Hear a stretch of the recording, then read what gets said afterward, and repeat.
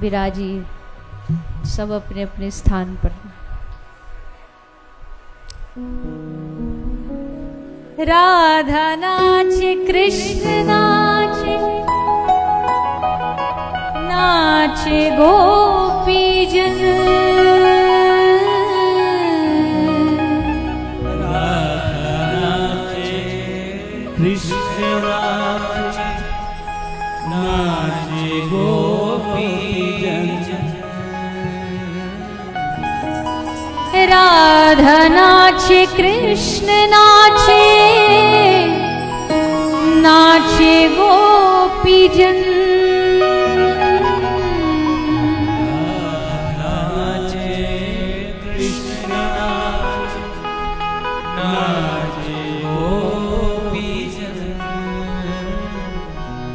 मन मेरो बन गयो सखीरी, मन मेरो बन गयो सखीरी। मन मेरो बन गयो सखीरी।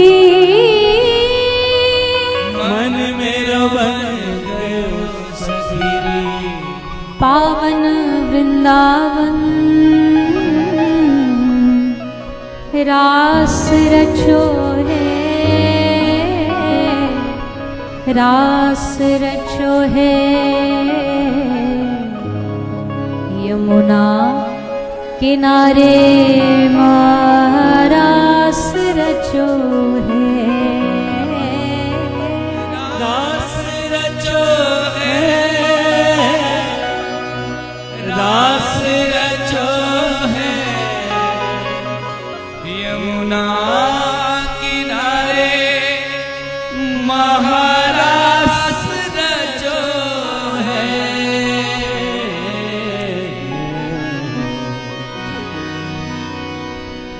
सूरज नाचे, चंदा नाचे, तारागण नाचे, संत नाचे, ऋषि मुनि नाचे, देव नाचे, गंधर्व नाचे। सबने इस महारास में नाच के गा करके इस रस का आनंद लिया, अनुभूति की। आप सबने भी इस रस का आनंद लिया।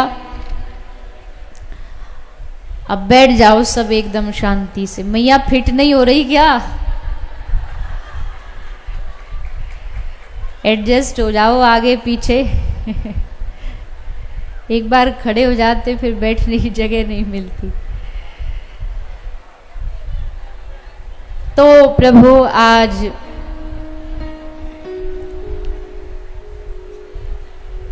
महारास का रस बरस रहा है श्री वृंदावन धाम में।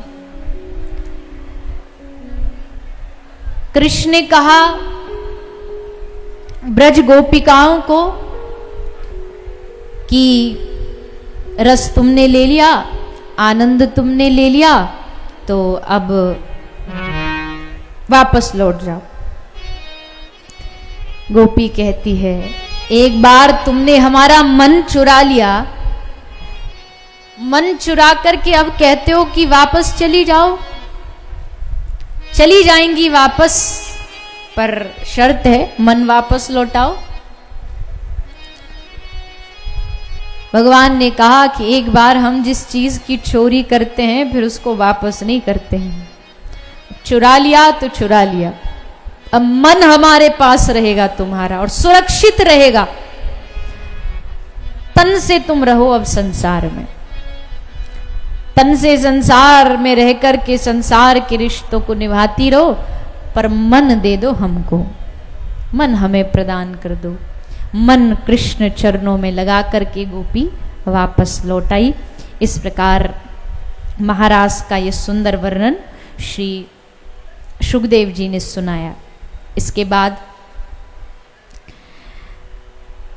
अब कृष्ण जा रहे हैं कहाँ? मथुरा नगरी। अब श्री कृष्ण आयु बड़ी हो गई है और आगे की लीलाएं भी करनी है, तो भगवान ने आज मन बनाया कि अब मथुरा की ओर प्रस्थान करना चाहिए। भगवान का मन बना तो ही कंस का मन बना कि उसने सोचा कि अब की बार कृष्ण को यहां बुलाया जाए और अक्रूर को भेजा लाने के लिए। श्री कृष्ण अक्रूर जी के द्वारा ले जाए जा रहे हैं मथुरा। प्रसंग बहुत कारुण्य में है, क्योंकि श्री कृष्ण ब्रजधाम को छोड़ करके जब जाते हैं तो मानवों की तो क्या कहें, ब्रज का पत्थर पत्थर पाषाण तक श्री कृष्ण के विरह में रोया है। श्री कृष्ण की विदाई हुई, न चाहते हुए भी कृष्ण एक रूप में ब्रज छोड़ करके मथुरा की ओर प्रस्थान करते हैं। मथुरा गमन हुआ और मथुरा जा करके ठाकुर जी ने फिर थोड़ा मथुरा का भ्रमण किया, भ्रमण पर निकले। इस भ्रमण में भगवान ने कंस का एक हाथी था उसका उद्धार किया, एक धनुष था जो परशुराम जी से कंस को मिला था, और ये वरदान था कि जो इस धनुष को तोड़ेगा कंस वही तेरा काल होगा, ये पक्का है। तो ये धनुष के लिए एक यज्ञशाला बनाई गई थी और वहां दरवाजे पर द्वारपाल खड़े कर रखे तो कोई घुसने ना पाए। तो जैसे कृष्ण घुसने लगे तो द्वारपालों ने कहा रुक जाओ, तुम भीतर नहीं जा सकते। अब कृष्ण कहाँ मानने वाले हैं। हाँ, अगर यहाँ राम जी होते और राम जी से कहा जाता रुक जाओ तो बेचारे रुक जाते, वापस वहां से लौट जाते। पर कृष्ण तो महाराज ऐसे हैं, एक वैसे तो सिनेमा की पंक्ति है पर वो फिट एकदम श्री कृष्ण पर होती है कि जहां ये खड़े होते हैं लाइन वहीं से शुरू होती है।